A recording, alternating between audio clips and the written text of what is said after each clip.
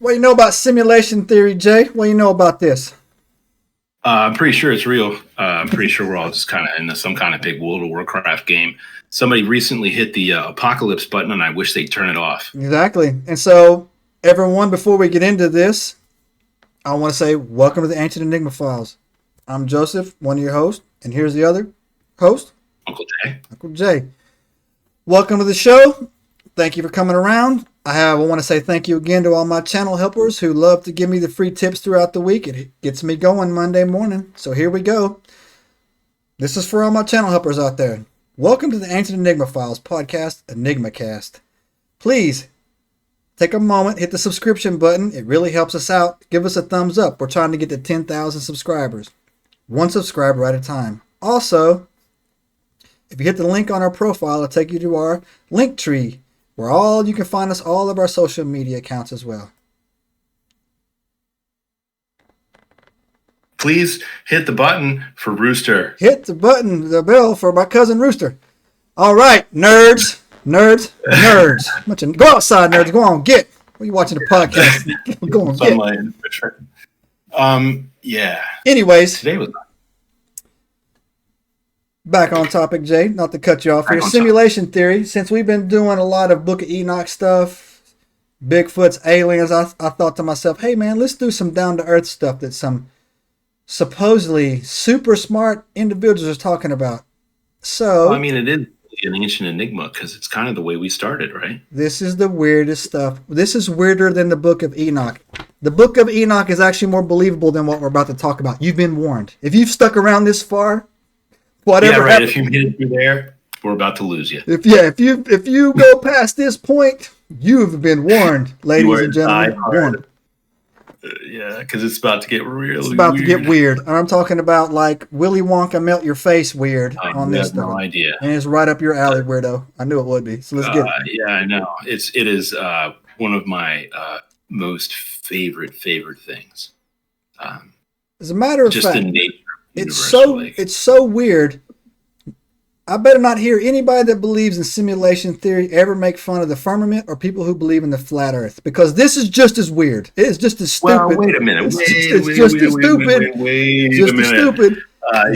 You said flat earth, and that's too far. Okay, that's a line, sir. That there is people on the other side of that line that you can't lump me in with them. I do have a very important flat earth question.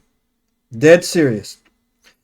If any flat earthers are watching this and want to come on the podcast and talk to us about the flat earth, we'll behave. We'll have some fun. Mm-hmm. We'll behave. Look, here's the deal. I like understanding perspectives that I don't understand. Right. I've never talked to anyone who believes in that. I would really, really, really honestly like to have a conversation and just listen. Yeah. Because I don't know enough about it, and it fascinates me, and I can't say that I believe in it, but I'm just curious about the perspective. So before we talk about the simulation theory, here's one of the key tenets that I was educated on about the flat earth theory, is that the earth is flat. In the middle of our earth is the North Pole, and that's why everything points towards the north. A big record. That's where they need the question in the back. Question in the back. Question in the back. I have spent several years in South America, in the southern hemisphere of this globe. I've spent several years. I've been to every city in Australia, from Perth to Sydney to the top. Been on Diego Garcia for a year. I've seen the toilet bowl water swirl the other way when you flush the toilet, right? Yeah. So you're telling me if the Earth's flat, why does it spin one? I just solved the problem, man. Basically, man, with basic redneck math, toilet bowl. Anyways, here's what I want to know. This is really where it comes down to it. And this is the only thing I'll say on it, and I don't really mean this in a mean way, but it's just a question and a data point, right? Mm-hmm. How many of these people have been in an airplane and gone to another country? Good points. I'm just curious.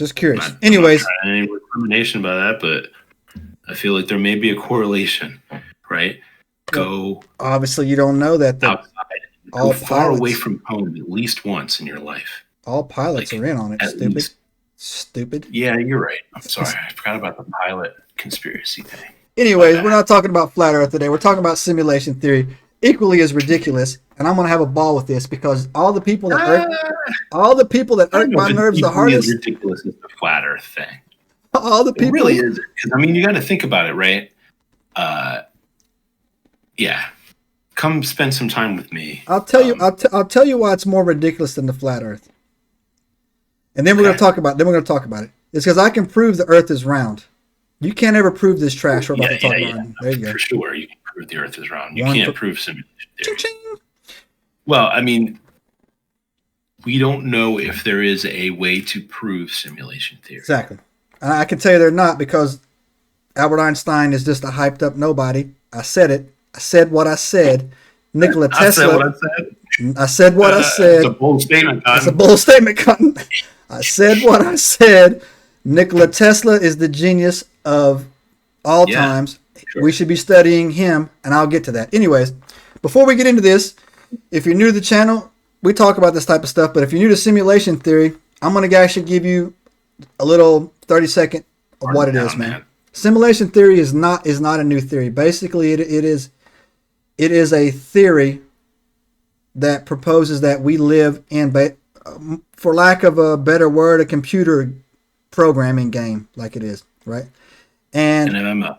Yeah. It's an MMORPG. Yeah, exactly. And it was, it really came on the scene harder. It's been around for a long, long time. Generationally, it fades in and out, but it came on the scene harder in 2003.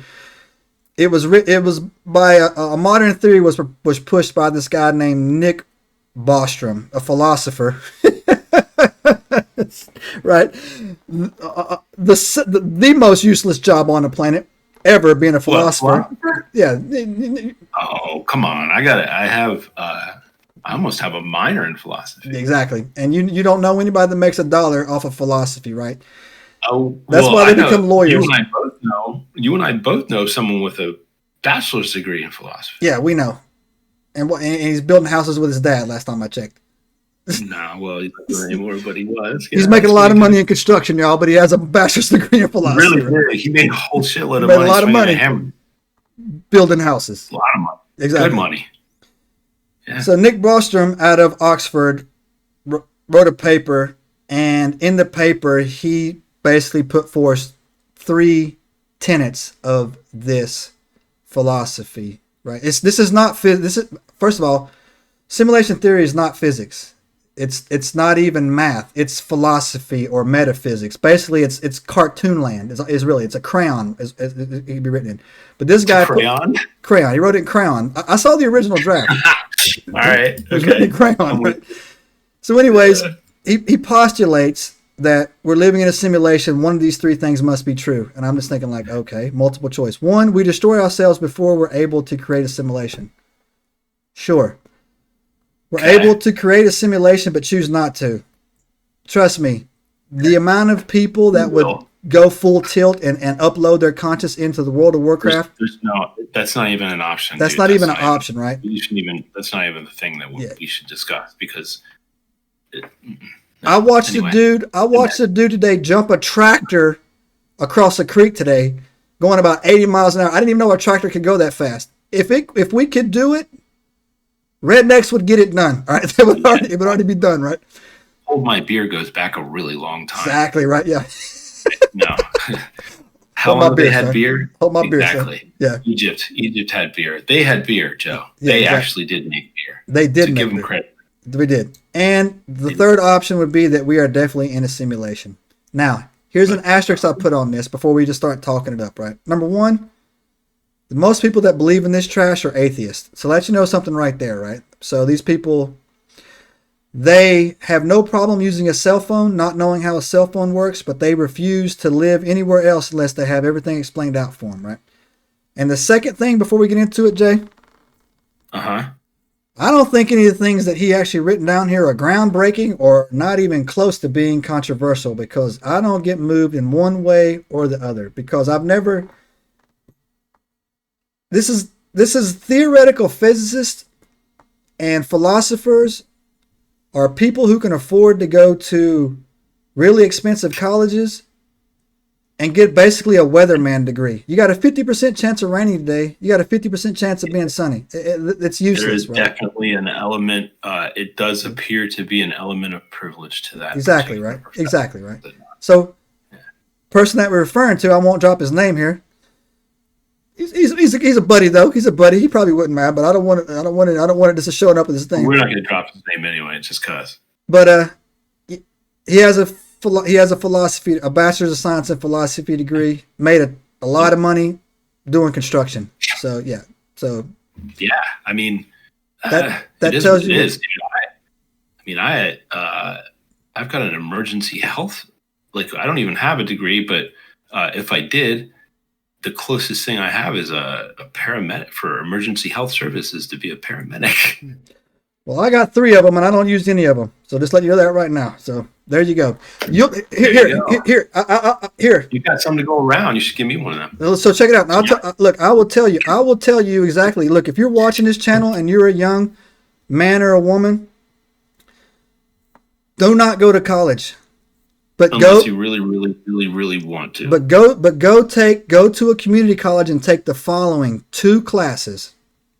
1, take a public speaking class.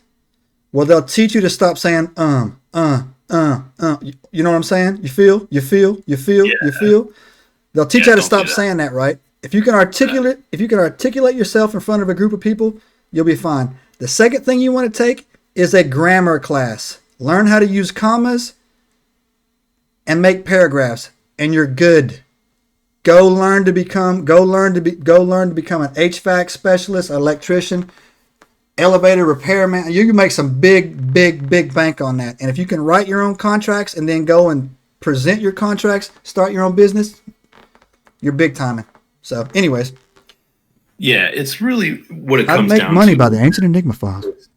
Just just take some fucking time, right? Like go work a Joe job or something for a minute. Yeah. Right? Go do some manual labor and figure out what that feels like for a minute and decide if that's what you want to do, because sometimes it really is nice, dude. Like I used to I worked a lot of manual labor jobs. Oh, for sure. And then popped in and out of them, right? Worked some desk jobs and some manual labor jobs and all kinds of stuff.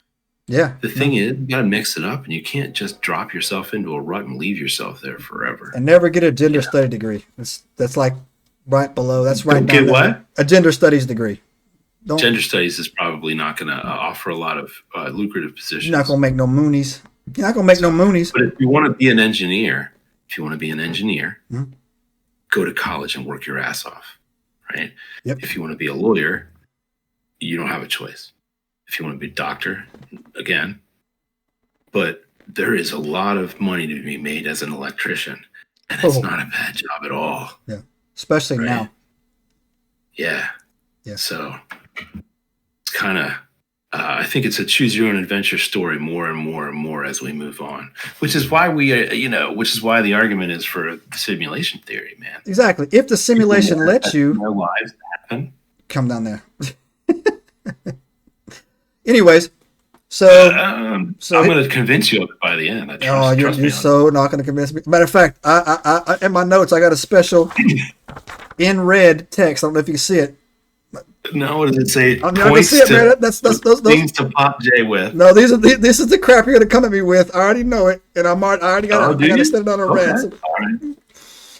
So anyway, so that's the thing. So these people think that we are living in a computer simulation. And when we dig into this and we talk about it, you will I feel sorry for these people. I pity these people actually. I understand that some people do not have the ability to just accept something is there that they'll never understand or they can't explain. So therefore, they will go to extreme lengths to try to put something in a box so it makes sense to them. They can't concept. So here's one thing that me, philosophers, and theoretical physicists can all agree on. If you push them beyond the beginning of the Big Bang, they have no idea. They have no idea what to explain what was before the Big Bang. They don't know. And they don't have any idea to explain what caused the Big Bang. So they come up with these very, Jay, you can help me out when I'm very eccentric theories that everything on this that ever existed was the size of a pin and weighed a quadrillion pounds and weighed 100 quadrillion degrees, and then it just popped. But they can't tell you what made it pop. Simulation theory, you probably can. Simulation theory, guys, says that the kid got home from school and he turned his laptop on, and that was the Big Bang, and we're all in this great big giant computer game, right? So, Jay, what caused the Big Bang? I don't think there really was one. I don't either. Here's what I think happened. Speak on it. You ready? I'm ready. Here it's going to get weird. Kids, cover your ears. Cover your ears, kids. Put your tinfoil hats on and securely buckle your shoes to those toes, because this is going to get weird. All right. So one of my favorite things is I guess it's either a quote or a misquote of Einstein saying he didn't like quantum theory because God doesn't play dice with the universe, right? Correct. He didn't like that idea, right? I'm fine with it. I just don't buy it. I think dice are God. God are the dice. The dice are God. It's the same thing, right? Right. Probability is just the underlying fabric of everything, right? Mm-hmm. The probability of any one thing happening at any other time is what rules the universe, right?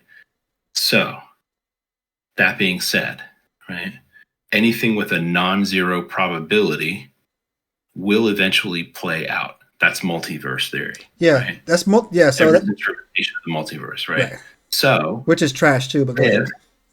So, if there is a non-zero probability that a simulation exists of our reality, there is also a non-zero probability that we are sitting in it right now.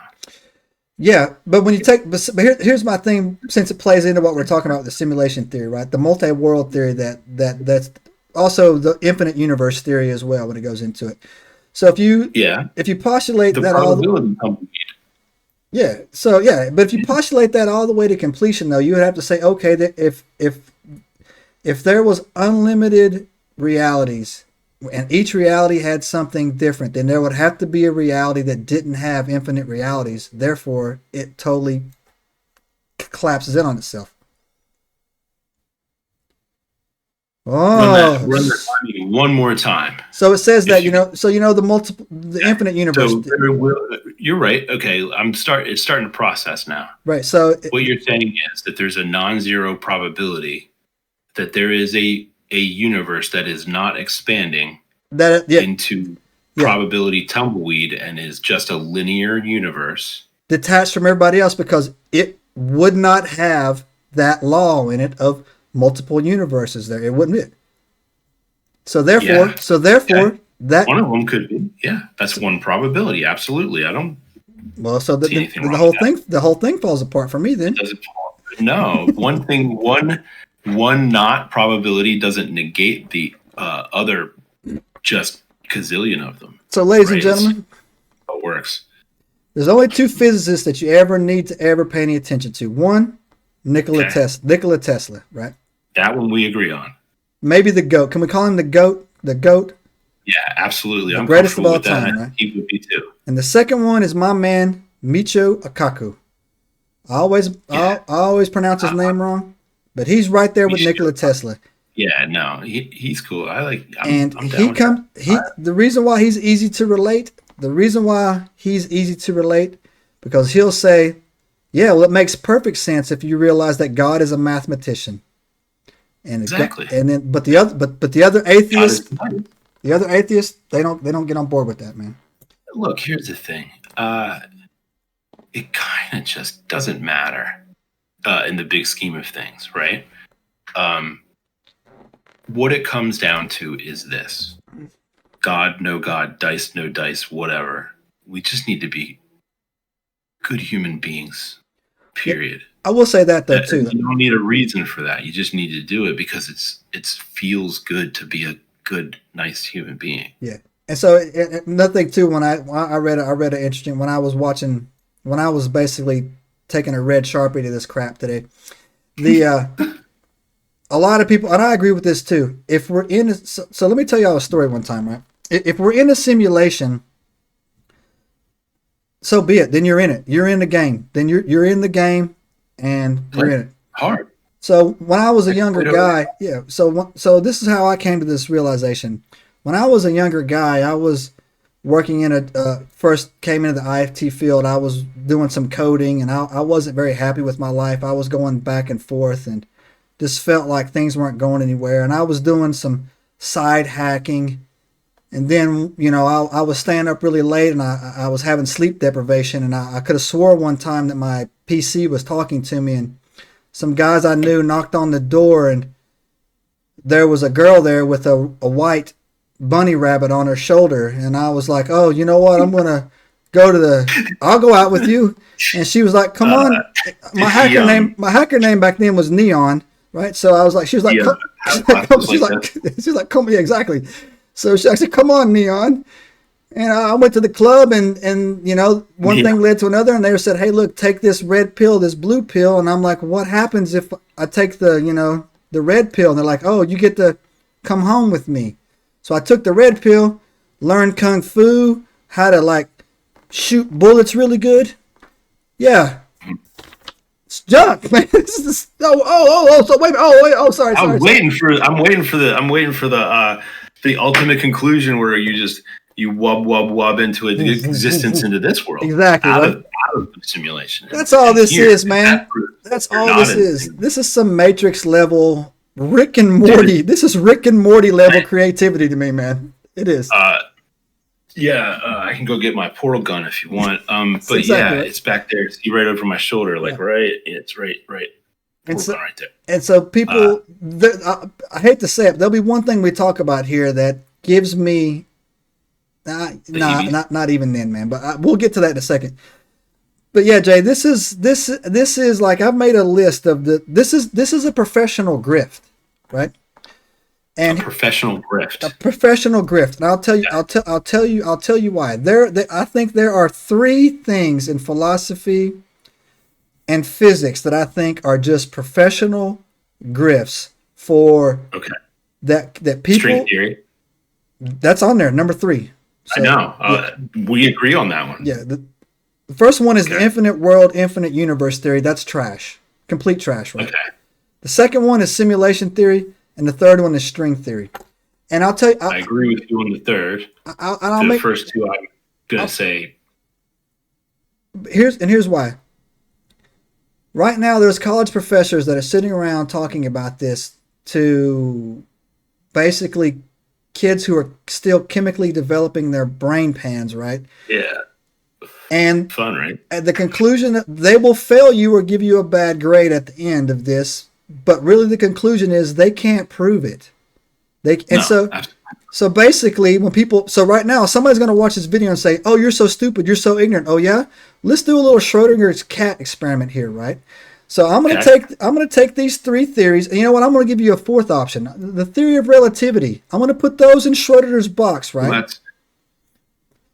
And so can we do quantum gravity instead? Yeah, okay, quantum gravity instead. Put that in Schrodinger's box, right? You're telling me I'm wrong. I'm telling you you're full of junk. Prove me wrong by opening up the box. Until you can open up that box, we're both right and we're both wrong. So you can't tell me I'm wrong, and I'm telling you that you're wrong at the same time. We can both say you're wrong, right? So don't tell me because nobody knows. So don't try to tell me in the comments or DM me and saying, you're stupid with that shit. You're not trained. They get arrogant with that shit because they go to school and it's drummed into their head that this is what it is. Exactly. But the reality is that there needs to be some clarity there, right? it's Einstein's relativity theory for a reason. Now it's really fucking tight as far as like equations and provability is concerned, right? There's been some he's hit it right on the money. There's a reason why the guy like is known, right? Yeah. He had some. I'm gonna trash him. Now, so did Isaac Newton now, right? And that guy died a virgin, and and whatever. so like weird guys, right? But so somebody, the sun shines on the dog's ass sometimes, right? But do you know why Einstein is so revered? Why? Because he wasn't weird. He was highly charismatic. He would go to parties. He could tell funny jokes. He was normal. Tesla fell in love with a pigeon. Weird and charismatic are not mutually exclusive. Yeah. But you can have both. Tesla didn't have it. Tesla wasn't charismatic. No. He fell in love with a pigeon. Dude, that was a guy who loved pigeons in the literal sense. So no, he was not a winner. I think it was Isaac Newton only slept 4 hours a day, and he wore his clothes until they rotted off. He never took showers. He was disgusting. Right. He was a pretty disgusting human being, but that's probably because he had ADHD so bad that he would lived in a completely different universe. It wasn't an apple that hit him on his head, dude. It was like a brick. Trying to say. That's what. See that? Like, what's so? Okay, let me tell you what's interesting about that story. To me, from my perspective, as being someone who's really, really like, I guess the term is neurospicy nowadays, right? My dad used to just say strange or odd, whatever. Any way you slice it, it's a what was it? Hamster ball full of greyhounds. A lot going on up in here, man. A lot going on up in here. A lot. So, and Empire Strikes Back is on constant loop. You have no idea. The Imperial March, constantly. So, and then now I look at what kind of that Newtonian moment, right, where everybody learns of him sitting under the apple tree and a tree falls, like the apple falls and it like clicks something in his head, right, which to me, from my perspective, happens a lot, right? I'll see something and it just sparks off, and I can understand it almost immediately, right? Mm-hmm. It's a weird thing. Your brain. I've seen you do that, actually. Yeah, I've seen it. Yeah, it's this weird absorption thing that you're not like conscious of. You're just pulling it in, and then all of a sudden, you go to think about it, and it kind of just falls into place. It's a weird feeling, but I kind of feel like just from that story, and the fact that he died a virgin and never bathed, because that's something that ADHD people have a little problem with, is remembering to do certain tasks, right? Normal, tedious. Yeah. And someone that high functioning, right? So you got to think a guy that was probably in, everything's a bell curve, right? And so is neurospicy, right? So if he's like got an IQ of like 140 something, he's I think he was a 200, man. Deviations, right? Yeah. But still 2 or 3 standard deviations from the normal person, which is at 100, right? So do you want to know? Do you want to know? I actually have a fairly solid Sir Isaac Newton conspiracy theory. Hit me. So everybody credits him. I think it was he was known as being extremely smart, right? And I think the guy that discovered Halley's Comet came to him and asked him for help. And Sir Isaac Newton actually created calculus, I think is what he created, right? That was his math. Like, he created calculus, right? And his room was so messy, he couldn't find the book. So he said, don't worry, come back tomorrow. I'll write it down again tonight. And he, in one day, wrote another calculus manual, gave it to this guy. I can't remember the guy, Halley's name. I can't remember his first name, right, who discovered the comet and took it. So then all of a sudden, he is this train wreck of a human being doing a lot. But all of a sudden, one day, he's cleaned up. He's working for the palace. They're bathing him regular. They're taking care of him. He's got servants. A lot of people don't know this about that dude, but he almost never slept. And he was also very, very, very deep into alchemy. Very deep into it, right? Did you know that? I knew. I did. And that they postulate, man, that this dude actually, he always said the secret to alchemy was in Greek paintings, right? And so he would study Greek paintings constantly. And then all of a sudden, his life turns around. They think that he cracked something in there, like how to transmute gold or one of those. I think they call those that type of mystery. I forget what the mystery arts or whatever. He cracked one of those mystery arts. So the whole goal there of alchemy. I know a little bit. The whole goal there is to create the philosopher's stone, right? Or the alchemist stone, however you want to slice it, right? Right. It's called something different in different parts of the world, but what it really comes down to is it's this alchemical formula for creating this substance that will preserve your life, right? It's the fountain of youth, right? Essentially, it's what everybody chases. All the dark arts chase immortality, man. That's the whole point of the dark arts. Satan. We're not supposed to. Here comes Satan, always showing up. I'm not advocating. I'm just giving an explanation. No, right? You're right. It's a pursuit of power, just like all the other tools, right? So yeah, and so that's my little Sir Isaac Newton bloob right there. But so back on his, he was deep into it though. No, he was really big into it, man. He really was pursuing. He was pursuing. All kinds of things, the Emerald Tablet, and I believe there was some rumor with him being paired with the Count de Saint Germain, which is this famous supposed immortal. Yeah, that's a whole podcast right there with that guy, man, for sure. Yeah, he's lots of fun. So anyway, let me get back to talking about simulation theory. And I'm going to give you some. I'm going to start giving you some why people believe it after I finish murdering it here. Here's 2 more reasons why I think it's trash. Number 1, Neil deGrasse Tyson, who is lazy level on so many things. I actually think he's a CIA plant. I really do, because he uses all 3 of his CIA names. Plant. Okay. Yeah. We're going to have to walk that one back and walk me into that room. If you go back and so first he went to Harvard, and so first of all, Harvard is a huge CIA recruiting ground, man, because that's where a lot of the atheists go and all that stuff, right? If you look at Neil's early work, he wasn't as weird as he is right now, right? He wasn't, right? Then all of a sudden, man, over the last 5 to 7, I used to find him mildly entertaining, right? Now he's a complete buffoon, right? And he's like goes. I don't know. I watched him in a little while. Him and Rogan got into it one time a little bit on their podcast. That was one of the things, right? Yeah. Like that episode, I saw that really turned me off too. And so nothing Neil deGrasse Tyson says is whatever. I think he's probably an Illuminati thing or spread the misinformation to draw it up. Elon Musk. Honestly, I think it's just a job, man. Yeah, well, it's a grift. Gotta be honest. There are people like Michio Kaku, right? Michio Kaku is passionate about communicating science to people, right? That's why he's awesome. Yeah, and he's the only one that will tell you it doesn't work. We don't know. He's the only one you will ever hear say, we don't know. This should not be a 0. We don't know. He's a fucking authentic guy. That's why. That's why he's so popular. That's why everybody loves him, because he's willing to admit that we've made some really big strides, but we also don't know shit about shit sometimes. We don't know about, and I've actually heard other physicists trash him, saying he's out of control. He's out of control. But that's wrong, because it's the truth. It's the truth.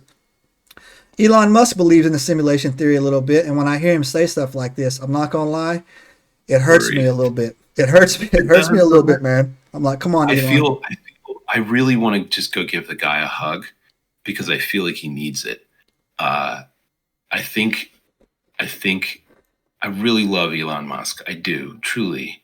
I've never met the man, and he could be a bad human being, and I don't think he is, but he could be, right? Like, I don't know anything about him. I'll tell you why I don't think he's a bad guy. I'll tell you why. Go ahead. I don't think he's a bad guy either. Any guy who would just kind of just do the things he's done isn't, in my book, period. I mean, I'll even take a step further, man. Like, some of the stuff he's done could be for self-preservation, but you know what makes me think he's probably a good guy to hang around with or talk to? Oh, I would love to sit and talk with him. Because he's funny. I would. He's got some nerve. jokes though, because like nobody gets those jokes. It's nerd humor, man. But at least cracking jokes, right? So yeah, but he's cracking smart people jokes, and that sometimes you got to know your room, and when you're that smart, sometimes you don't know the room. So anyways, it just hurts my heart when I hear him talk about it because it really does. I would love to give the dude a big huge hug because he needs it. I want him to get back on the track of the work, right? I want him to do the work because he started with the work, and the work is good, right? But he's off on this weird Twitter X fucking I blame Grimes. She fucking no. I think she did. Bro. I've warned you young guys here before, man. The wrong woman will drag you to the bottom, bro. I will tell. I'm gonna say to Elon what I said to my other friend recently. Stop letting the pussy ruin your flow, bro, and just keep moving. Right. Anyway, right? So yeah, man, get back to the work. Keep moving, man, because you keep moving forward, and eventually either she'll follow or she'll get out of your way, or whatever will happen. But you just got to keep going. So yeah, so keep trying, Elon. No, but anyways, man, with this stuff right here, though, with this stuff right here, with the simulation theory, it's really it boils down to, man. Atheists can't accept that something is greater than themselves because atheists normally are extremely narcissistic people, right? They can't accept that anything is out of their control, right? All up until the point where that bus smashes them on the highway and they can't figure out, I didn't see that bus coming. So they got to come up with a way to try to put all this stuff, to make it make sense, right? And so when I put my notes down here, and do you know why they stopped pushing this? Why? Who stopped pushing what? So it's actually died down a lot. There was a hot minute where it's like atheism surge. No, the simulation theory. The simulation theory. Oh, okay. It was going hard. Why? It was going hard there for a while, and I'll tell you the reason. I'll tell you the reason. That's because everybody was playing World of Warcraft. Well, no. So what it is that it actually, if you follow simulation theory all the way through, and remember, 80% of the people that are in this are atheists. It proves the existence of God, and that's why they stopped doing it. Because, and here, if you people are watching me, you guys know I'm a religious dude. You have a simulation without a creator. Exactly. Even if it's an 8-year-old, that's your God. You understand, right? So, I mean, by definition, right? Yeah. The creator. I pulled something up. I'll get back to it. So yeah, so when they thought this all the way through, that we're living in I heard these people talk so passionate about it. We're in a simulation that is so realistic. You can taste, feel, you can even die in here, right? And somebody asked a very simple question. If we're in a simulation, somebody had to create all these rules, right? Like gravity and all this other stuff had to be programmed, right? Happened. And they were like, well, who did that? Well, and they were like, well, obviously the creator. Oh, you mean God? No. The creator. No, you mean God. Like, what are you talking about? If I create this universe that you're in, I'm your creator. Therefore, I am your God. You mean the poke stick? Right, exactly, right? You mean poke stick? Yeah. That's it. It is what it is. It's a screwdriver or a poke stick or whatever the word is in German. It's still the same fucking thing. Yeah, exactly. And that blew their mind. And that right there told me right there is that this is why they're constantly chasing their tails and eating themselves, is because they don't ever think. Get caught up in logical fallacies. Yes. Believe. And it's all an echo chamber where you're in. Because it's easy to feel empowered and postulate about something that cannot ever be proven. Ever. I approach those things in a very different kind of way, right? I absorb them, use them as a storytelling device, and move on. Yeah. Because you can't prove it and you'll never know. Yeah. And then if I can't ever know the answer, then I just have to accept that it's a question and move the fuck on. Right. And also when we talk this through, right? Like, okay, this is where and this is where I like Michio, because he'll meet you in the middle. Say, for example, we're talking about simulation theory, right? Maybe we're saying the same thing, but we're just using different words, like you just said, right? Okay, I'll agree with you. We are in a simulation. We're in God's simulation, right? Well, God's not real. We're being tested. That's like, didn't you grow up like I grew up with the pastor up there telling about hellfire and damnation? And boy, if you don't straighten your life out, you're going to end up burning, right? Back down to level 2. Right, you're going to level 2. Right? You're on level 3 right now. You want to go level 4? You can't pass this part of the simulation. You get sent right back down. Yeah, and so they can't, and they refuse it. And this is the thing. This is why I like Michio. He will admit it that he don't know, and then we can agree on that and we can move forward. They'll say that I'm wrong, and then they'll never talk about it again. They'll never talk about it again. Yeah, well, the theory's trash. The theory's trash. We're moving on to the next thing, right? And that's where the marshmallow theory. That is an action of a closed mind. Exactly. That is someone who cannot accept a point of view other than their own. Yeah, exactly. Affirmation. Yeah, they constant back the way. Constant confirmation bias. Yeah, that's what confirmation bias, right? And so when it doesn't go their way, man, they trash it out. So yeah, this is what I like about Michio, right? And so Michio, he talks about this. He'll consider your idea. Well, also too, man. He'll bring in the golden ratio and the Fibonacci number sequence, right? About how that 1.618 is the golden ratio, right? And how it treats in the Fibonacci. I guess that's an Italian word, right? Fibonacci. Fibonacci, is that what it is? Fibonacci. Yep. When you grow up in Tennessee, that's called a Fibonacci, right? When we get I know.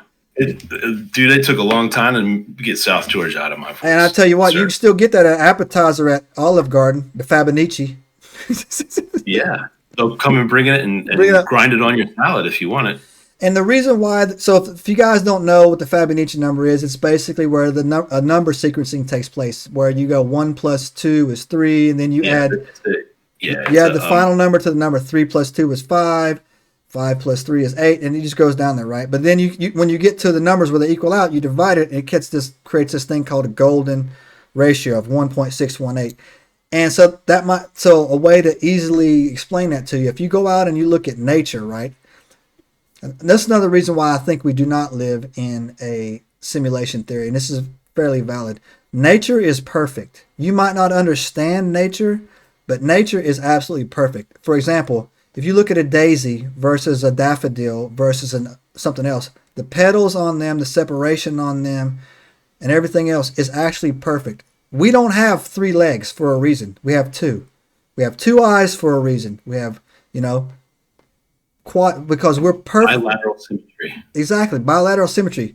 We're mathematically perfect to fit in to survive, right? Even if you look at a conch shell. Here. Yeah, here. Even if you look at a conch shell or a shell of a snail, it has that golden ratio when it goes round and round and round. Sometimes you might have what they call a defect or a hiccup every once in a while, but an entire species of something is going to be in its perfect state, right? And that's where Michio comes and said that's only possible if you accept the fact that God is a mathematician, right? And if you accept God as a mathematician, it freaks out like 50% of these physicists because they believe that everything was chaotically born out of chaos, right? Like this came out of goo, or there was this explosion happening. That's kind of right, though. But see, here's the thing. This is where I shine. Okay, because the goo, they're all right and wrong at the same time, and it's beautiful. Do you know why? Because from the macroscopic, right? When you pan way out, you are absolutely right. Nature is perfect. It's a system that takes care of itself. It's a self-sustaining biosphere. It's a whole planet, right? It's like a big fishbowl. And guess what? We don't do well outside the fishbowl, right? You can grab a plastic bag and hop in there and sling yourself out into that starry void if you'd like, but you've got a limited amount of time to exist in that environment, sir, and you better return back to the bowl eventually or you're dead. Yeah. And that's how that shit works. Even in the Bible, it says we get new bodies in the end. We get new bodies, right? Because these are definitely earthbound bodies, right? When you die, okay, here's how it works. I believe in the kind of the idea of quantum immortality, right? So each soul is like a tumbleweed, right? You start here being born, you come into existence. And then it's a pretty straight line for a while there because there's not a lot of choices that you have. Your choices are made for you for a long time. For a long time. And then as you get older, those choices start to branch out just like a tree. The things you could have possibly done or almost did, or the time when you stepped over the rock instead of into it and crushed your head on the pavement and one of you ceased to exist, or that time you climbed a tree to get firewood and then fell down and broke your neck. A couple of you probably died that time. But one of you sat up, the one that really is sitting here right now looking at me. That's the one that sat up. And you will keep sitting up until the probability of your existence reaches zero. Right. You will not experience death until the probability of your existence reaches zero. Which is every time you die, it just rewinds you back to the safe point and you keep on going. Well, and also you can take that a step further too, is that like you can roll it into like the Tibetan Buddhist philosophy of reincarnation as well. And of course they'll play that into simulation theory as well. That Deja vu. Yeah, the Deja. I got a pretty good. You just pop back into your body. Yeah, somebody died somewhere, and it just right back in, and you're like, "What?" So I've given you all the philosophical reasons why this is garbage. Now I'm going to give you the math why this is garbage, right? I'm gonna tell you why everything you think is garbage now, but yeah. Sure, So here we go, right? So the human brain. This is actually fascinating. I've said this before. In 2024, man, I've been defending humanity pretty hard, man. We are awesome, right? And I didn't know this until today, and I had to triple check it because it's just fascinating. The human brain can perform 1 trillion calculations per second, right? And I was like, man, first of all, I was like, how did you determine that, right? And I went and watched the science, and like out of that 100 trillion, 80 trillion of them are performed by your subconscious, believe it or not. And so your subconscious mind is amazing, right? So that alone, to be put into 88 billion people on the planet, right, would take... Imagine what you could do with that kind of processing power if everybody exactly, started right? working fucking together. And to get that to work, you would have to literally do the following. You would need the following power to make that work. Number one, you would have to create... Let me find this down here real quick. You would have to create 100 Dyson spheres. So if you don't know what a Dyson sphere is, it is when they build basically these rail tracks around a star that absorbs the power from the store, right? The stretchy balls? Yeah. The stretchy balls? Yeah, the stretchy balls. Giant one of them around the sun. Yeah, exactly. And you need 100 of those, right? 100. Yeah. Or you would have to harness... Or you would have suns. Exactly. 100 suns, right? 100 suns. Right? That alone right there is like, what? And so the second one, man... Even get to the next one. How are we gonna get 100 more? Yeah, right. And the next one, or the other option, which is a little bit easier, you'd have to harness all the power and energy of a black hole. Point singularity device. Exactly. Yeah. That ain't ever... You'll never... Not a world-destroying invention at all. Not at all. Exactly, right? Just make one of those in your lab and we're good. Yeah, exactly, right? It'll be fine. Yeah. And so that right there, man, that right there, Michio even comes out and says that right there alone makes it impossible. It's impossible, right? He rarely uses the word impossible. He's like, no, it's impossible. It's not going to happen. It's an insane thing, dude. That meat up in that between your ears, man. That is. It's always a striking similarity, and it always strikes me when I see kind of like pictures of, when they take the deep field pictures and you see the tendrils, right, stretching up, and they envision like what the galactic cluster looks like from far away. Right. If you were essentially God, right, like looking down, tenderly looking thing, right, of lights. And then you look at what a human brain, like the neuron structure looks like, and they're just so strikingly similar, right? Yeah. And it just comes down to the roots of a tree, the branches of a tree, neurons, veins, all of it grows in networks. Everything follows a certain language, and that language is math. It really is ones and zeros at the basic level. It existed before us, though. That's the thing. Mm-hmm. Math is the law of the universe. Mm-hmm. Math is just our way of describing the thing that exists already. Right. Right. Like, we didn't invent math. We're just describing it. Not at all. Right. Yeah. And so if you look at it from that perspective, then it takes a little bit of a different feel, right? It almost becomes magic. And so here's another reason why they were pushing this so hard, in my opinion.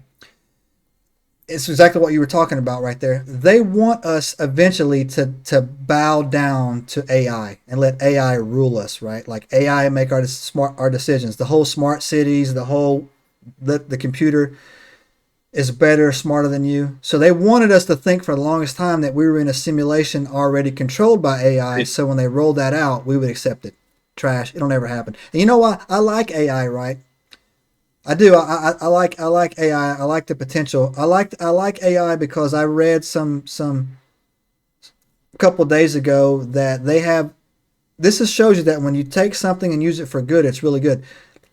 They have AI doing medical diagnoses and outperforming doctors. Now, AI still can't go and perform the procedure, so you don't want to get rid of the doctor.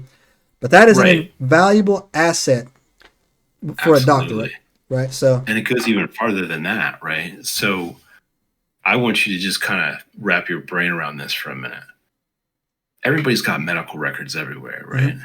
Yeah. Do you remember when they do like medical studies and stuff, when they say like, we did a study and 50% of the participants got leg goiters from this drug, right? And then the real key there when you're going and looking at these things, because I look at them because that's who I am. Nerd. Is to look at the study size. Look at the study size, right? Because if we're talking about 50% of 300 people, that's a result that I can kind of be like, right? But if it's 5,000 people, then it's stronger, right? But with the tools that we have available to us today, we could use what we have a lot better. Yeah. A lot better. Yeah. And save a lot of lives that way. But what is getting in the way right now is greed. Yeah, no, it's the satanic cult who want to use it to oppress you and wipe out the population. Yeah, just listen. Well, see, that's the other side of it, right? All this data flying around. Yeah. So the simulation theory in and of itself is kind of real because a lot of our lives take place online nowadays. Yeah. And so we're one leg in anyway. Yeah, to back my theory up, do you know when the Illuminati and the dregs decided to start depopulating the planet? Bill Cooper thought it was around the late 70s. What did he? That's when they would sit around and do their secret handshakes and drink blood and just talk about it. When they decided to put it into action is when they started selling flat screens in Walmart and the plebes could go in there and get a TV for $300. You're not supposed to have that, peasant. You're supposed to be mucking around in the dirt. That's what you're supposed to be doing, right? So so the wealth gap started closing, and in my mind, that's when they're like, oh, wait a minute. So, you mean this guy's not going to work in a factory for me for $4 a day and come up with black lung anymore? And while I make, no, that's when it happened, right? And so that's why with this AI stuff that comes, that's why we're close. I think we're really close to start focusing as a collective towards good stuff, right? When, for example, like I always say, man, if your microwave goes bad, you don't burn down the house, man. You just get a new microwave. You don't have to start it from scratch, right? So once we identify the bad actors, yeah, let's get rid of it. So yeah, I think it's coming around, man. Get a new house. I'm kidding. So yeah, man, I think it's going to be all right, man. I do. Like, I think we might hit I a know, few. I absolutely do. I think we might hit a few speed bumps along the way, man. But it's like we're tough, man. I think we can take it, man. We're always. See, here's the thing, though. That's going to happen. All right. I have an unpopular opinion, and it's just going to have to be there, right? Unpopular opinions. The pandemic, right? Pandemic. That shit happened. The pandemic. That shit happened. It's going to, whatever. Okay. I don't care. It happened. It's going to happen again. It happened before. Every 100 years or so, there's some kind of near extinction level event, right? And we muddle through, and we get by, and we crawl out of the mud again, and that's what we do, right? Yeah. But we have choices now. Yeah. So make fucking choices. Yeah. Don't pretend like you're powerless and give up, right? Like this, well, my vote doesn't count. Well, guess what?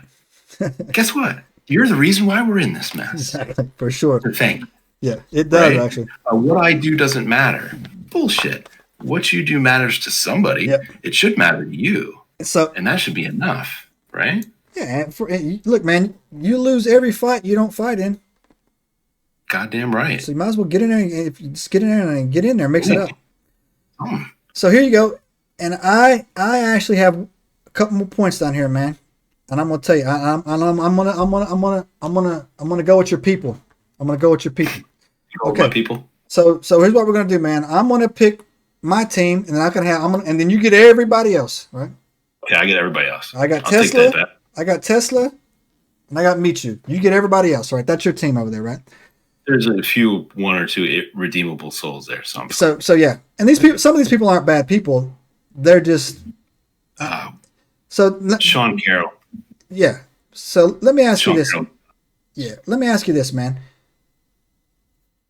Name one practical Einstein invention that you use, that you even know is in use.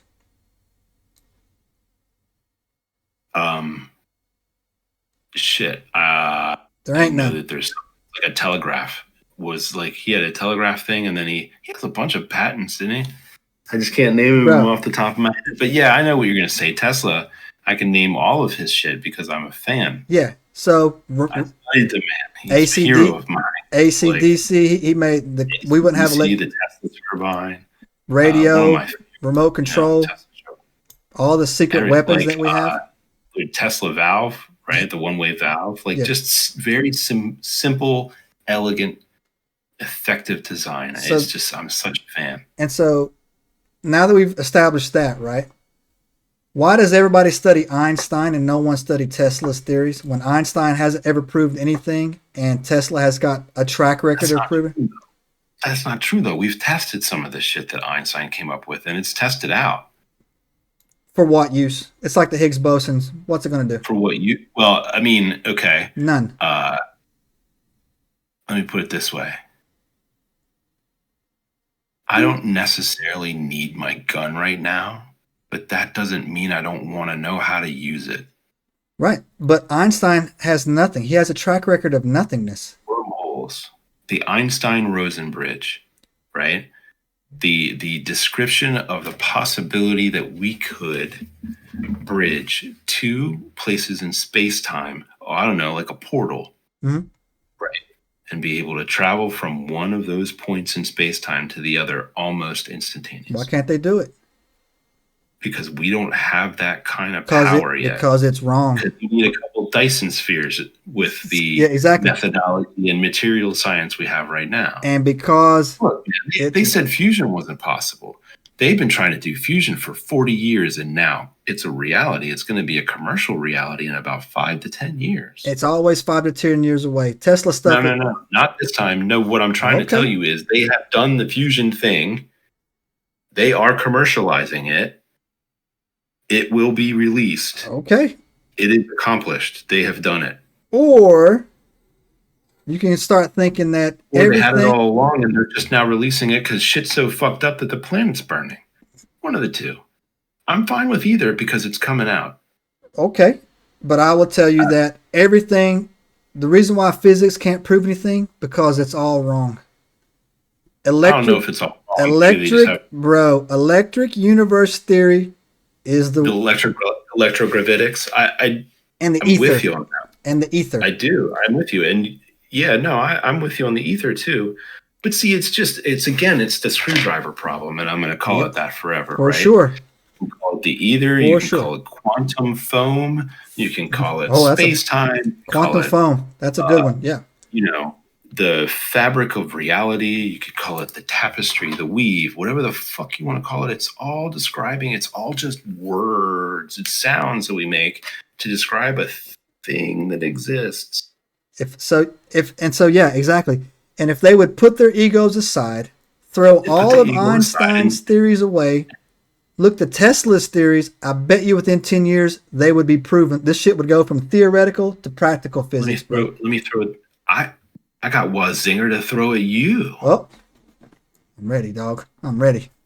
You ever heard of and I'm going to murder the fuck out of this, so just bear with me. The asymmetric electrostatic field thruster. Was that the one you were talking about with the flat bottom and the tip? Yeah, it is. We talked like about that last pyramid. The pyramid. Right. Like, that makes more sense in Tesla's electrogravitics theory than it does in Einstein's or a Newtonian world, right? It kind of hints at the fact that we can push against the ether. Yeah. Like we can sail it like an ocean. Yeah. And so how I've always conceptualized it anyway. And if they would stop trying to chase that glory to prove something that Einstein thought about and admit that maybe it's not provable, we'd get a lot more better done. And I'll tell you why. Here's two more. Here's the thing. They just need to, I think one of the biggest problems right now in academia is that it's, things are too, I'm having a hard time with the word stagnant. Things are stagnant in academia right now. There are too many theories and hypotheticals that are accepted as doctrine and not. And if you study anything to counteract them, then it's career suicide. Yeah, and that you're right. It's fear. Unhealthy. So it's like Oxford. Oxford used to have a theory, or not a motto, right? And their motto was question everything. Always ask why. They don't do that anymore, right? It's you go there, you get told what you're supposed to believe, and like you said, if you step out of that box. But it's so counter to the whole thing, man. University idea of where it came from. The idea behind all of these higher learning places was to have a freedom of thought. Yeah. And this is not present anymore. Yeah. You know why? Do it the right way. You're gonna never have a career again. You'll never get tenure. Yeah. Right. Exactly. And that's the goal, right? Yeah. Being hired to sit behind a shield with a scarf of technicality to prevent you from getting fired. Yeah. And it's also easier to control a generation of non-free thinkers, right? Yep. And it really is. And that's why I don't think they teach civics in school anymore, Joe. They don't? Why don't they teach civics? No, you ask your kid, ask any kid under 16 what a civics class is, and they're gonna look at you like you got three heads. I didn't know that. But did you know they don't teach cursive anymore? Yeah, I did know that, and thank God, because I got horrible handwriting. Anyway. Nah, bro. Did you hear? Kids are not going to sign a goddamn thing, but they're just going to put their fingerprint on it anyway. Did you hear about the military veterans spanking those professional paintballers using cursive? What? So supposedly I want to say somewhere around the Florida Alabama line down there, the border, they had they have this huge paintball tournament down there, right? And so, like, have you ever seen paintballers, man? Like, they're serious. They take it serious, man. I go play airsoft every once in a while with my kids. Oh, and so like some veterans, some older age veterans wanted to get in there and just have some fun. So these other guys were showing up in the parking lot with their monster patches, and like all these other guys, well, these dudes just showed up and like, hey man, what's going on? So it was some type of thing where I forget what the game was, but like you had to draw up some like battle plans, and the battle plans were in your pocket, right? And so And if you they got wrote it all. and so they wrote theirs on purpose. They wrote them in cursive. And so when those guys got caught, I think it was capture the flag, but each person had to. It was like on like 10 acres, right? It was huge, Yeah, right? it was huge, right? I Yeah. think it was capture the flag, but each person had to write the location of the flag in their pocket. So when they Hmm. got caught, the other team would be able to have a clue to speed the game up, right? Because Right. it was on such a So big. it was the interrogation. Yeah. So they wrote theirs in cursive. These kids couldn't read it, man. They I stopped love it. everybody. They beat it. I love it. I love it. So It's yeah, so perfect. yeah, so I was like, damn, they can't read cursive no more. I was like, all right, man, whatever, man. Dude, yeah, there's so we go out there every once in a while and do airsoft because there's airsoft and paintball at the same field. I'm telling you, sometimes there's nothing more satisfying than shooting your kid with a BB. Right? Just saying. You doing headshots? You doing headshots out there, man? He's got a helmet on. Got a helmet on, He's man. got a helmet and goggles and a big old face mask. So pretty much, I just shoot him wherever I can get him. Right. Of course, Man. I mean, it's quid pro quo. So You gotta take it back, man. I'm fair game. It's awesome. It's fun. So here's the thing that we can talk about too, man, as we wrap up the Simulation theory. But can I read my passage before we go? what? Huh? Can I read my passage before we go? Yeah, but let's talk about you after this. One of the reasons why they talk about the simulation theory as being plausible is because of actually the Mandela effect, and they're saying that that's basically the code in your theory in the simulation is correcting itself. I actually think that the Mandela effect is the satanic cult outside of CERN timeline jumping us, Well, not knowing what they're doing. we just had a pandemic, right? Yeah. A lot of people jumped into different Hey, let me tell you something. No, what you and I were talking. I swear. immortality. You know what you and I were talking about before the podcast, right? So when I say to you, Jay, man, is anything different in your life? And you're like, man, something, boom. I'm telling you, man, since that eclipse, I have been on something else, man. And like, I had an event happen to me about today's Friday, so it would have been a week ago Tuesday. And something happened. I had an encounter and I got to talking to somebody, and very interesting conversation, and it just kind of flipped a switch in my head, right? And then all of a sudden, like something turned on.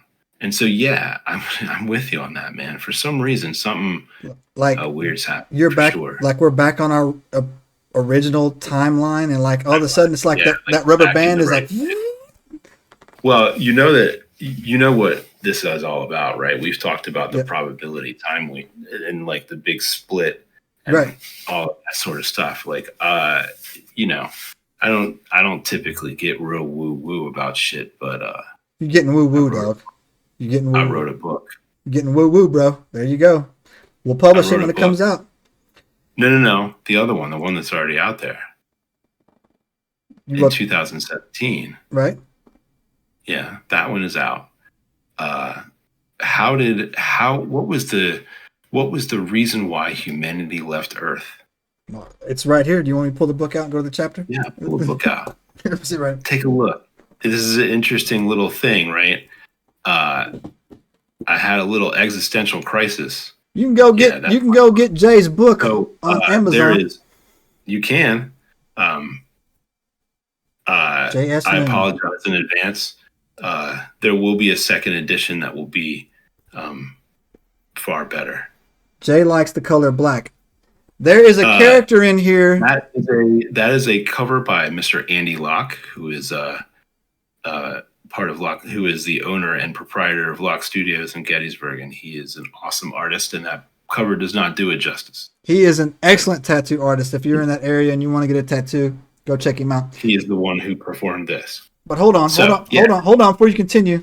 I'm going to plug this book. Yeah, There's a character in this book, tall, handsome, blue-eyed, extremely good-looking, and popular with the ladies. I want to say that he might be loosely based on my life, but loose is the wrong word. It's basically me in this book with a different name. So go get this book for Jay. So tell him, dog. How did humanity die off? Right. What was the main driving factor? First edition signed. When you blow up, dog, I'm gonna sell this so fast. I expect to see it on eBay. I do. I'm selling that shit so fast. eBay that motherfucker, do it. Right. I will hand you another one, sir. I'm ready to go. But yeah, no, it was freaky for me because when I was writing the book, I was like, my whole life I felt like there's some kind of storm coming, right? And I tell my parents, and then like I told everybody, you've heard me say it. I was like, things are gonna get real fucking weird, man. I can feel it, right? And I just kept feeling it and feeling it and feeling it. And I wrote the book because I had this idea in my head for like a really long time, and I had a long commute, and so I had time to like dictate a book back and forth. Seeds of Terror, literally by 2.5 hours a day of just dictating, and so it didn't take me too long to tell a story. Can you see it in the shot? I want to get the prop. And so I was trying to think of how can I make this, how can I keep the character count down to a controllable level? I think I'll just kill everybody off, right? And that'll make a more interesting story, right? And so I thought, well, how are the ways that we're gonna, what are the probabilities of us completely wiping ourselves out or us getting wiped out? And I thought, I'll just look at the news and pick something, right? So I'm looking at the news, and there was a Zika outbreak in Brazil. And so I was like, I never heard of Zika before. What the fuck is Zika? And so I looked up the Zika virus, right? And I was like, oh my God, that's fucking horrible, right? And so I was like, that's the best way to like just completely destroy humanity, right? And like really just kind of stick the knife in, twist it, and lift it up, because I needed to get them, I needed a plot device to drive the story. Yeah. And I the initial idea of the story was a cataclysmic, reason for us to leave the earth so that the rest of the whole thing could continue, right? And I started reading about Zika, and I was like, oh my God, that would be just like an insidious, horrible thing to happen all at once. Because if you would have replaced the coronavirus with the Zika virus, we wouldn't have never known that there was a pandemic until a year, or at least 9 to 16 months later. Wow. Right? Because you get sick with like cold-like symptoms, and then it goes away. But then if it's mosquito-borne, so if a pregnant woman gets Zika virus, she has a child with hydrocephaly. Do you know what hydrocephaly is? No. It's the small head kids. Oh man, that's terrible. It's terrible, right? That's a horrifying thing. Yeah. That's why I did it. Because it was horrifying. Right? Because that would be something that would drive us off of this planet and force us to have to cooperate, because there'd be so few of us left. And the ones that were around would have to take care of the children, right? Because they would not be functional people. And then the only way to cope with all of that would be to build androids. And they'd have to be smart, because they'd have to take care of everybody, because there'd be so many people to take care of. And there'd be huge atrocities and blah, blah, blah, blah, blah, blah, blah. Right. And I played it all out in my head, and I'm like, this is horrifying. This is going to be great. It's horrifying. So yeah, that's how the history of Terra started, and now everybody knows. Volume 2 coming up. All right, so quick. Volume 2. Now, maybe even a little special something else. So check this out, right? The Mandela effect. It's real. We can talk about the cause, right? And so I want to point something out to you that you and I had a conversation before today. Oh, way back we had a conversation about this. I remember. So So the Mandela effect, everybody, is looking back on memories that you know were one way, but then seeing them the other way. They call them the Mandela effect, and it was literally based on this guy Nelson Mandela, who died in prison, but then later becomes the president of like South Africa. And today, when I was doing the research on this, I came across some shadiness on this. Right, I remembered him dying. We were in Japan. See, yes, yeah. And I remember seeing him on something or whatever. Something. No, like the military, the AFT or whatever the military program they used to show. It's like the one channel we got over there or whatever. We just call it AFARTS or whatever, man. I forget what it is. AFM. Yeah, AFM, right? Yeah. Armed Forces. I call it AFARTS all the time, man. Armed Forces. Well, it was AFARTS for a while, but then they changed it to AFM. Yeah, so AFARTS, man, was the name of the radio station. Yeah, they don't think things through, y'all. But no, not at all. Or they did. Oh yeah, so yeah. And then I remember and then later on he comes back.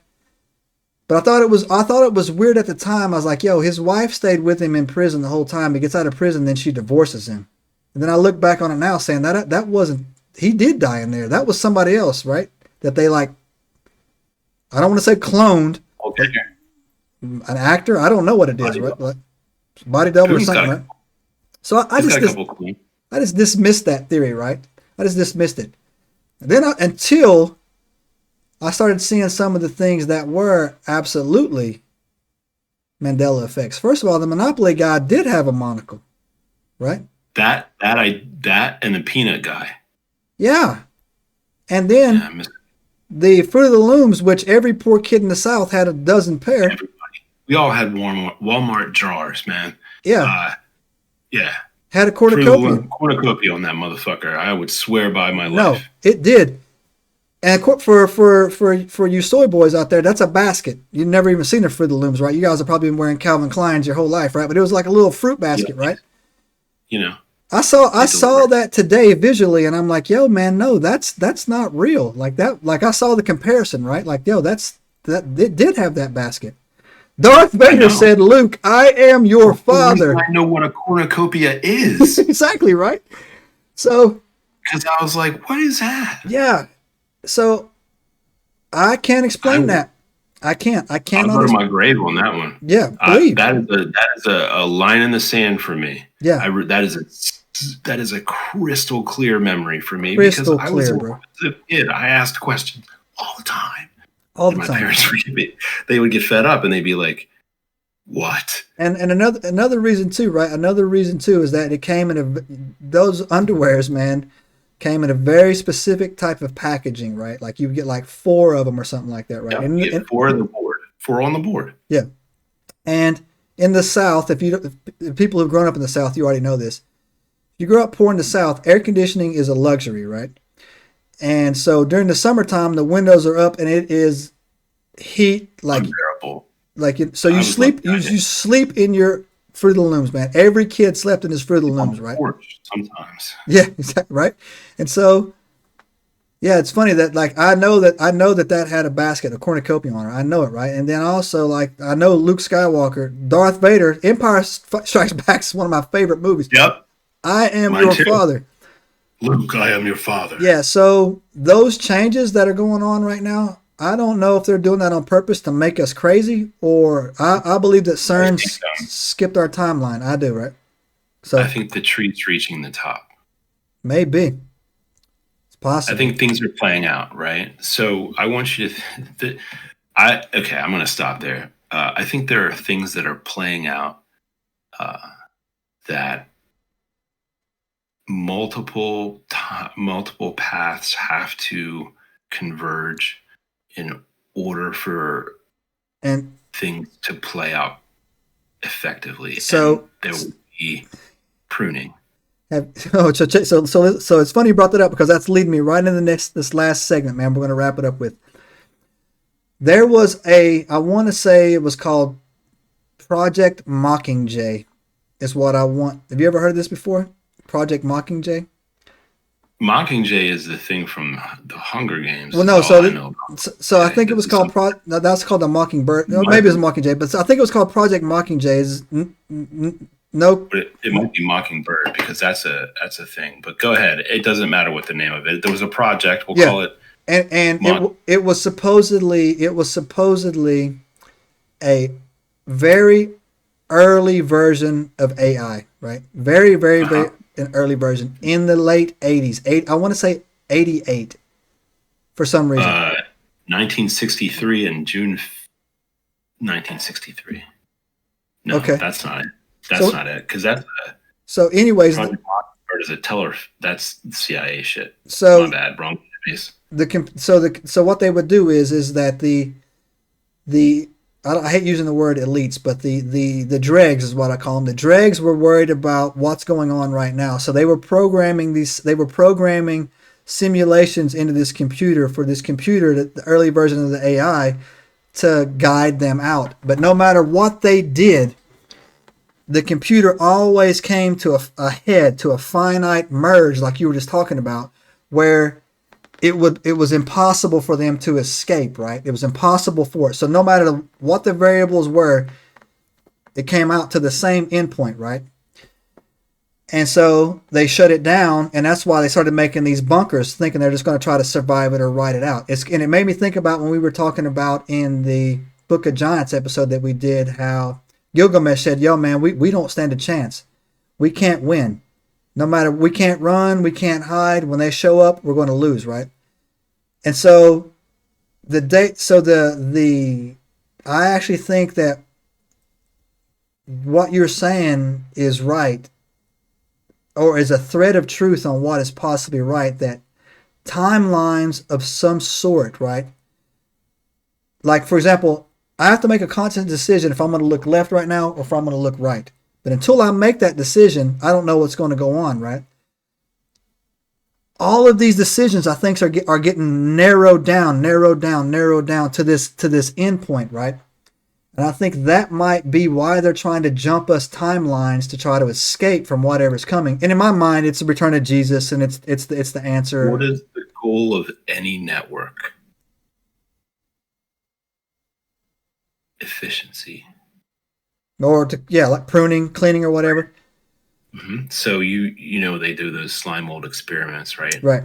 And then they draw a map of cities. Like they did this experiment in Japan where they had this medium where they put this mold in certain spots. So smart, yeah. And then watch it trace out the Japanese train system. Yeah. In a map, just organically. It's amazing. Yeah. Networks are networks, whether they be packets, or blood, or lightning, or whatever. So yeah, right? Things move the same way because mathematics is the law of the universe. Man, and mathematics dictates probability. Man, it's just how it works. You can accept it or not, but that's just how it is. When you roll the dice, that is a thing. Every step you take, there is a probability of you not putting your foot down on the ground right and falling. All right. So that's why. A low one. So there you go. So now that I've destroyed simulation theory and told you it's garbage, right? And Jay, absolutely, completely disproved it. Jay co-signs it, right? We're gonna close. We're gonna close here on. I have one last thing to offer. Oh, okay. And then I got a fun thought experiment for us here. Go ahead. Go ahead. Let me grab the Noxling here. Where'd it go? There we go. So this is a thought experiment that I love that I've done a couple Project times. Looking Glass. I think that's Project Looking Glass. Okay. I think that's what that was. That makes way more sense. That would way more sense. Okay, I'll look that up. I want to look at that later. I would love to do a podcast on if you want to talk about what's going on, the 5 pillars. And you and I have talked about the 5 pillars at length years and years and years ago, but it's actually freaking happening right now. Yeah. So one of them has already fallen. And so we got a couple more to go. And I see one very imminent on the future. So we'll get into it. What ways it's going to just get weirder from here on out. Here we go. This is going to piss some people off, but I kind of just don't care. It's really fun and it's interesting. In the beginning, Genesis. Oh, hold on now. Buckle up. In the beginning, the programmer created the heavens and the earth. Now the earth is out without form and void, and the darkness was upon the face of the deep. And the spirit of the programmer moved upon the face of the waters. And the programmer said, "Let there be light," and there was light. And the programmer said, "The light, that it was good." And the programmer divided the light from the darkness. And the programmer called the light day, and the darkness night. And there was evening, and there was morning of the first day. You know what? Now, how does that change things? So if that's what it takes to get atheists to believe in God, then call him the programmer. Right? Do what you got to do. Does it change? It doesn't change nothing. Nothing. Absolutely not. Nothing. Right? Yeah, that was a good one. That was a good one, bro. That was a good one. All right, so here, on our way out here, man, thought experiment. All right, are you ready? Sure. You gotta do a snap. Snap comeback. No, don't you can't chew on this. First right. Top of the head. All right. What is deja vu? It is a skip in your quantum matrix when another piece of you spread from their reality jumps back into your body from their death. One more time for our listeners. It's one of your dead cells rejoining your body from a probability where you must have stepped on a fucking crack or something, or got a television dropped on your head. That's what I think. So slamming back in. To expand on what he's saying is deja vu is when one of your consciousness from another reality passes away and converges with your living reality is basically how that works. Right. So, a straight line, right? You think it's like that. But the reality is that it looks more like a tree, right? And so when the sap gets to the end of the branch and hits the bud, right? It doesn't keep going. It turns around, goes back the other direction, and joins the main branch. Right. So here's what I think it is. Are you ready for this? Sure. I actually think that deja vu is a checkpoint in your life path. And that if you experience deja vu along the way, that means you're living your current path. And that's a sign for you to be like, hey, man, you've just passed a goal. Good job. And you just keep going, you keep going. That's what I think, right? And I used to not believe in that stuff, right? And then all of a sudden I did.